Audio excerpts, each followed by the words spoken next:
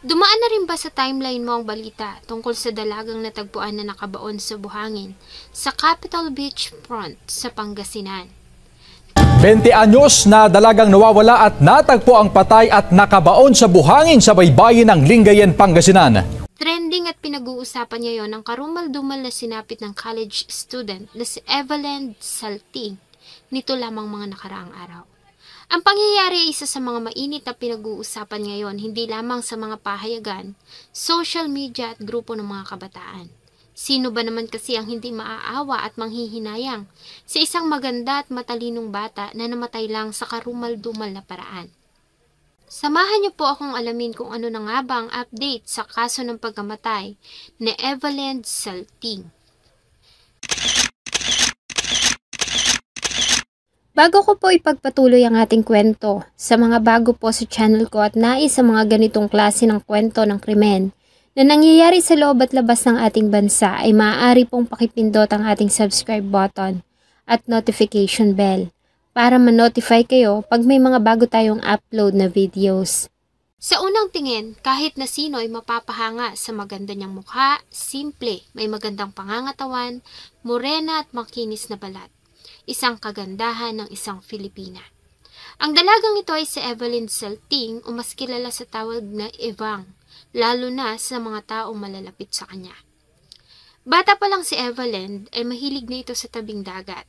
Sa Anda, Pangasinan na kasi ito lumaki at ang Anda ay kilala sa magaganda at mapuputing dalampasigan. Lumaki si Evang na puno ng pagmamahal ng pamilya, lalo na ng kanyang mga magulang at kapatid. Palakaibigan din si Evelyn, ayon sa matatalik niyang kaibigan kahit saan ito makasalubong ni Numan ay palagi itong umingiti bilang daan niya sa pagbati ng hello o kumusta. Masipag ding mag-aral at aktibo sa mga gawain sa school si Evelyn. Mula pagkabata hanggang sa magdalaga ito ay hindi nito binigyan ng problema ang mga magulang at mga kapatid. Simple lamang si Evelyn, bihira mo itong makikitang may makapal na kolorete sa mukha kahit pa nga may mga okasyon. Mas gusto nito ang simpleng itsura at nakatali ang maitim, mahaba at maalon nitong buhok. Kaya naman maraming kalalakihan na nagkagusto dito. Subalit sa lahat ng ito ay isa lang ang nakabihag ng kanyang puso, ang 20 years old na si Reynald Caracas. Tulad ni Evelyn ay nag-aaral din ng binata sa Pangasinan State University at kumukuha ng Bachelor sa Industrial Technology major in Electrical. Si Evelyn at Reynald ay kapwa nagtapos sa Anda National High School. Nang makapagtapos ng high school ay nag-enroll si Evelyn sa Pangasinan State University at kumuha ng kursong Business Administration. Mula sa kanilang lugar sa Anda ay magta-travel ka pa ng 74 kilometers bago makarating sa Lingayen. Kaya naman ang mga mag-aaral sa lugar ay nangungupahan sa Lingayen at umuuwi lamang pag weekend. Ngayong taon ay nasa 3 taon na ni Evelyn sa kolehiyo. 1 taon na lamang at magtatapos na sana ito, subalit isang pangyayari ang pumutol sa mga pangarap ng dalaga. Kilala ang Capitol Beach Front ng Lingayen, Pangasinan. Matatagpuan ang lugar sa harapan ng provincial capital ng Pangasinan. Bagamat hindi maputi ang kulay green tong pinong buhangin, ay maraming tao ang nagpupunta sa lugar para maglakad-lakad at lumanghap ng sariwang hangin. Ang lugar na ito ang nagsisilbing pasyalan at tambayan ng mga kabataan, lalo na ng mga mag-aaral sa Lingayen. Noong September 24, 2024, ay bandang 6:30 ng gabi, ay nakatanggap ng tawag ang kapulisan ng Lingayen dahil sa isang di pa kilalang biktima ang natagpuan na nakabaon ng kalahati ng kanyang katawan sa buhanginan sa baybayin ng Capitol Beach Front. Agad naman silang tumugon sa tawag, kasama ang Soko ay nagpunta sila sa lugar. Dinatnan nila doon ang kalunos-lunos na kalagayan ng biktima. Nakabaon ang kalahating bahagi ng katawan nito sa buhangin. Natagpuan ang katawan ng pamilya Ramos. Ayon sa mga ito, ay naglalakad sila sa lugar nang madaanan nila ang biktima. Bagamat may mga street lights sa beach, ay may mga area na malayo sa kalsada at malapit na sa dalampasigan ang hindi na inaabot ng liwanag nito at madilim na pag sumapit ang gabi. Ang biktima ay agad namang kinilalang ang 20 years old na si Evelyn Salting. Una na itong na-report ng pamilya na nawawala matapos na hindi umuwi sa apartment at hindi rin ito pumasok sa school. mula nang umalis noong September 23 ng gabi. Nag-alala din ang kanyang pamilya dahil sa hindi ito makontak at hindi na nagre-reply sa mga messages.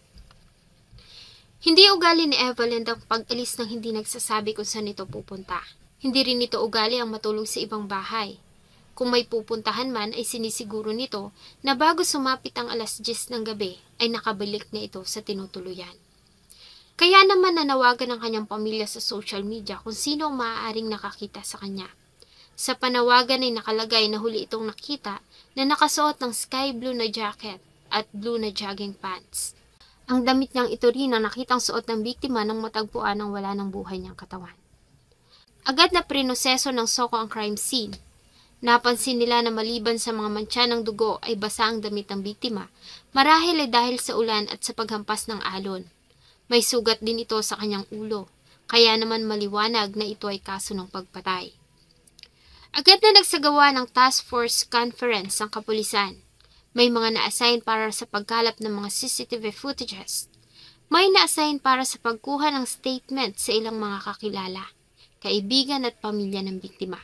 May na-assign din para sa pag-iimbestiga sa kanyang background at maging sa paghahanap ng mga possible witnesses na nasa paligid ng beach noong nagdaang gabi nang mangyari ang pamamaslang.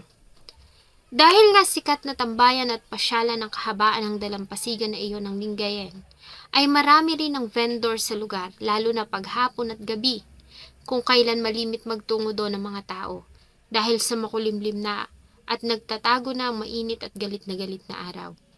Base sa kanilang ginawang investigation ayon sa may-ari ng apartment na inuupahan ni Evelyn, ay malimit itong sunduin doon ng kanyang nobyo sa gabi. Subalit bumabalik din naman bago ang curfew ng alas 10. Maliban na lamang ng huling umalis ito noong September 23 at hindi na nga ito umuwi sa inuupahan hanggang sa matagpuan na lamang ang wala ng buhay nitong katawan. Sa kuha ng CCTV sa lugar ay nakitang lumabas si Evelyn ng apartment. Nakita din itong pumasok sa isang convenience store kasama ng kanyang nobyo na si Reynald Caracas. Sa huling kuha ng CCTV, bandang alas 8:17 na ng gabi, nang huli itong makitang naglalakad patungo sa lugar kung saan natagpuan ang wala ng buhay nitong katawan. Bilang bahagi ng investigasyon ay inimbitahan nila sa tanggapan ng pulis ang ilan sa mga taong malalapit kay Evelyn para kunan ng statement.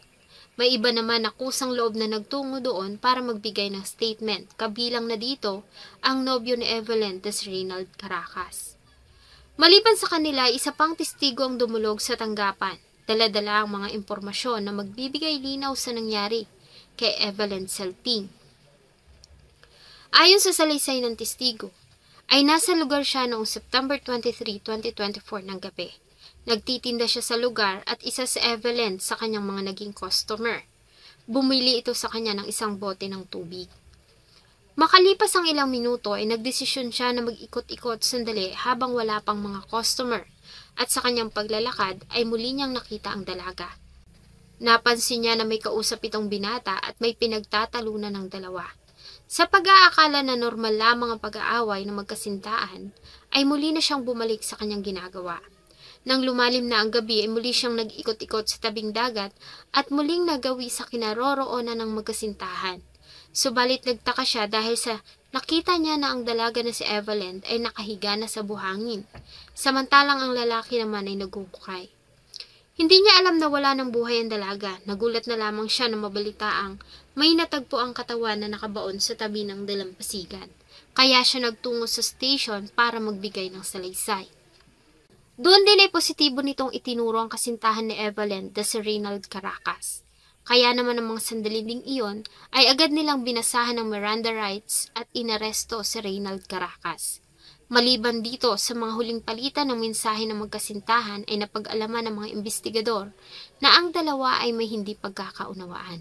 Base sa resulta ng autopsy sa katawan ni Evelyn, namatay ito sanhi ng tinamong sugat sa kanyang ulo, traumatic injury to the head, at may mga nakita ding punit o laceration sa maselang bahagi ng kanyang pagkababae. Sa mga nakalap na ebidensya at statement ng ilang mga witnesses, ay opisyal na ang sinampahan ng kasong paggagahasa at pagpatay si Reynald Caracas. Bagamat ayon sa mga pulis ay patuloy pa rin silang magsasagawa ng mga follow-up investigations na makakatulong sa kaso. Ganun pa man, ang kaso ay kinukonsider na nilang solve. Kung may mga impormasyon at karagdagang suspect pa silang mahuhuli, ay agad naman nila umanong ipapaalam sa publiko. Ang pangyayari ay mariin namang pinabulaanan ng mga kaanak at pamilya ng primary suspect na si Reynald Caracas. Ayon sa kanyang pamilya ay mabait na bata, mabuting kapatid at anak si Reynald. Wala itong nakakaaway at hindi nasasangkot sa mga gulo, kaya naman hindi sila naniniwala na may kinalaman nito sa pangyayari. Maliban dito ayon sa kanila ay maliit at payat ang pangangatawan nito, kaya imposible na mapatay nito ang biktima. Gayunpaman sa kasalukuyan, si Reynald Caracas ay nasa kustodiya na ng mga otoridad at naghihintay ng paglilitis. Hanggat hindi napapatunayang nagkasala at walang inilalabas na hatol ang hukuman, si Reynald Caracas ay mananatiling inosente. Ang pangyayari ay mabilis na kumalat at naging laman ng mga usap-usapan na naging dahilan, kaya naman ay nagkaroon ng sari-saring opinyon at espekulasyon ng mga tao. May iba pa na isinisi ang pangyayari sa gobyerno dahil umano sa kakulangan sa seguridad at mga streetlights sa lugar. Bagamat ayon sa inilabas na pahayag ni Governor Gico III, ang lugar ay may sapat na security personnel na nag-iikot. May mga streetlights din sa lugar bagamat hindi nito lubos na naaabot ang mga lugar, lalo na yung mga malalapit na sa dalampasigan.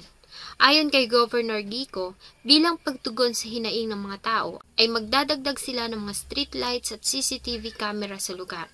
Sinabi din nila sa publiko na ang pangyayari ay isolated na kaso at ligtas ang kanilang lugar mula sa masasamang tao. Ayon sa kanya, ang kaso ay kinukonsider nilang crime of passion, kaya naman wala umanong dapat na ikabahala ang mga tao, lalo na ang mga turista na bumibisita sa lugar. Sa kasalukuyan ng katawan ni Evelyn ay iniuwi na sa kanilang lugar sa Sablig, Anda, Pangasinan. Siya ay ihahatid sa kanyang huling himlayan sa Torre Cemetery ng ganap na alas 8 ng umaga sa October 2, 2024. Mariin namang kinundina ng pamunuan ng Pangasinan State University ang pangyayari. Hanggang ngayon ay walang ibang nais sa mga taong nagmamahal sa kanya kundi makamit ang hustisya. Sa inyong palagay, may kinalaman nga kaya ang nobyo ni Evelyn sa nangyari sa kanya? Tuluyan na nga kayang nakuha ng kawawang dalaga ang hustisya. Sana po ay nagustuhan nyo ang isa na namang kwento na akin pong ibinahagi. Marami pong salamat sa inyong patuloy na pagtangkilik sa akin pong mga videos. Huwag nyo pong kalimutang mag-iwan ng inyong saloobin at suggestion sa atin pong comment section. Thank you so much po and see you in my next video.